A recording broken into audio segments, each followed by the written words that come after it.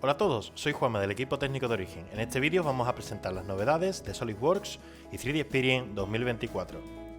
Una vez que hemos hablado de esas características más básicas del diseño o de los puntos necesarios que creemos que tiene que tener una oficina, ¿no? Con trazabilidad, gestión del producto, madurez, ¿no?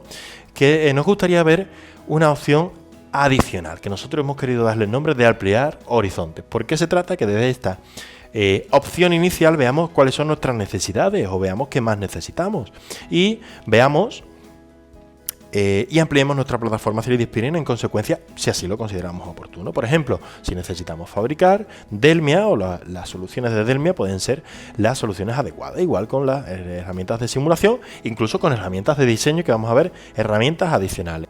Vamos a empezar con esa herramienta de diseño de nueva generación.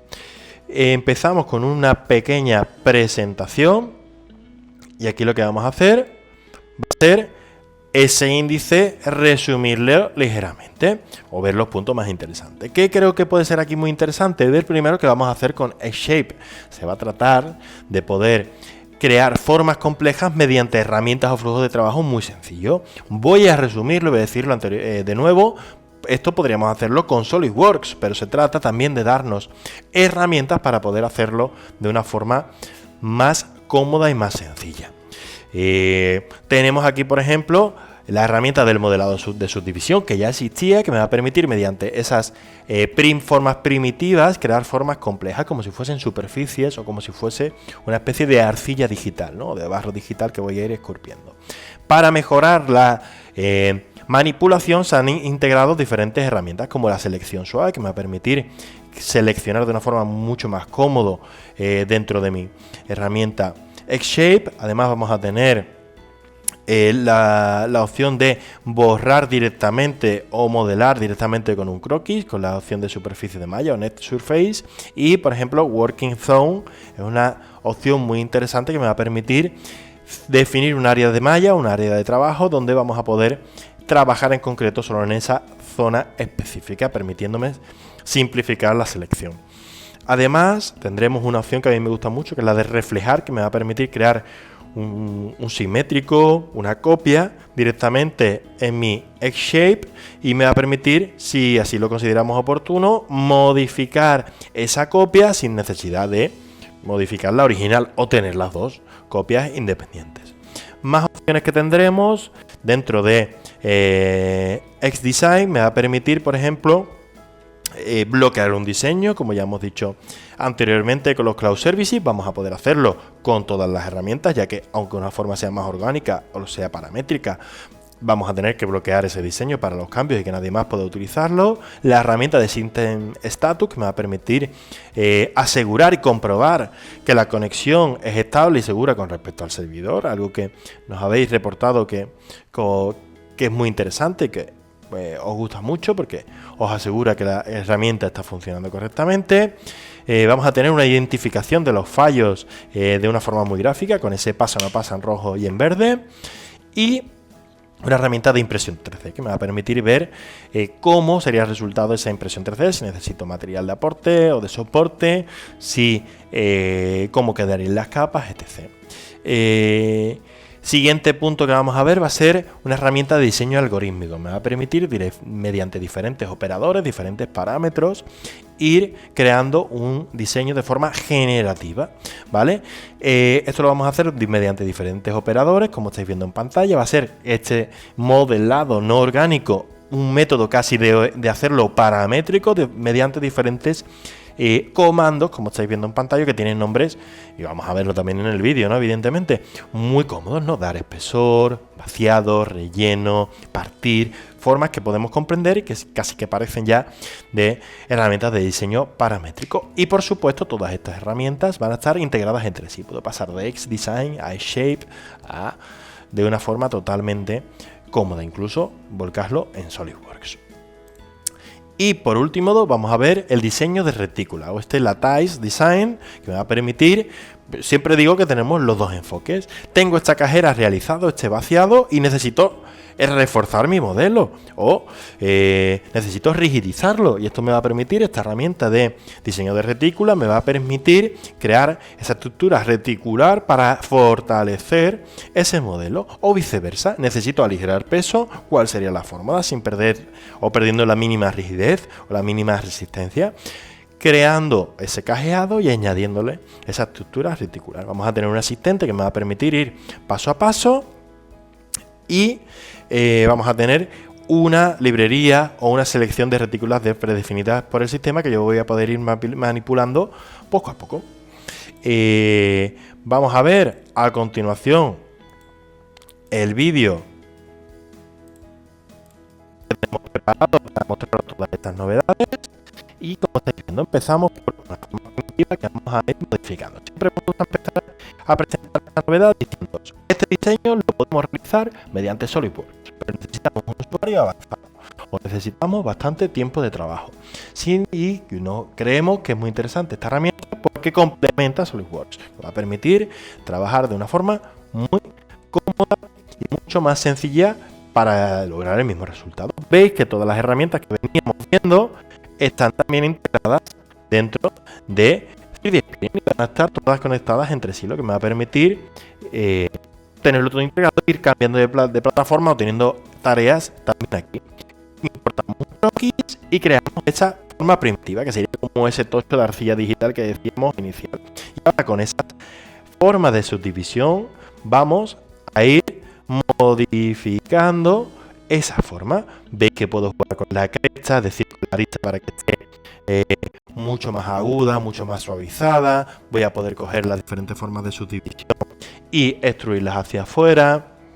Voy a poder hacer toda esa manipulación, toda esa escultura digital que veníamos diciendo, para trabajar de una forma mucho más cómoda y creando esa forma orgánica, esa forma tan agradable visualmente que tenemos en pantalla.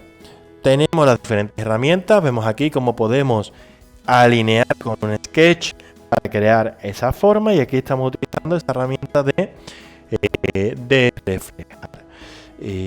Ahora, perdón, vamos a utilizar esa herramienta de reflejar. Y aquí tendríamos esa copia en la que hemos aplicado un giro. Tendremos las herramientas clásicas, ¿no?, que me va a permitir hacer una sección, ver si hay alguna zona, la inclinación de una zona, y esa sección de malla que me va a permitir ver dónde hay errores y voy a poder modificarlo para que no me dé ese fallo. A continuación vamos a crear un pequeño saliente, y ese saliente va a necesitar una operación de taladro o una operación de un vaciado circular, y esto no vamos a tener que hacerlo siempre mediante la herramienta de diseño orgánico. Aquí veis que estamos utilizando la herramienta de selección suave para poder manipular con mucho más tacto, de una manera mucho más sencilla, y hemos pasado a Shape, que es la herramienta de diseño paramétrico, y podemos diseñarlo ahí o directamente en SolidWorks. Podemos ir de una herramienta a otra de una forma muy cómoda. Tenemos aquí el System Status, que me permite ver cómo se comporta mi equipo, y una vez que terminado con este diseño orgánico, puedo continuar con el diseño paramétrico. Aquí tenemos las super superficies que me permiten cambiar de un tipo de operación a otro. Como ya sabéis, las herramientas de diseño paramétrico me van a permitir pues trabajar en base a dimensiones y geometrías. Y aquí tengo una biblioteca de taladros que ya teníamos en SolidWorks y que también vamos a tener en las aplicaciones de diseño paramétrico en mi plataforma. ¿Qué vamos a hacer? Vamos a crear ese recubrimiento exterior con un poquito de espesor para ese grip, esa agarre adicional que vamos a aplicarle. Una vez que hemos creado ese grip, vamos a pasar a mi herramienta de diseño generativo, y mediante los diferentes operadores voy a ir creando esa especie de superficie de Voronoi o operadores de Voronoi para que yo pueda tener esa forma reticular, ¿no?, ese agarre con mucho más rozamiento que me va a permitir no solo comodidad, sino grip, sino agarre. Todas estas herramientas no van a presentar de tener revisiones, cambios, por lo tanto todas esas herramientas de trazabilidad y de diferentes revisiones van a seguir estando patentes aunque el diseño sea orgánico.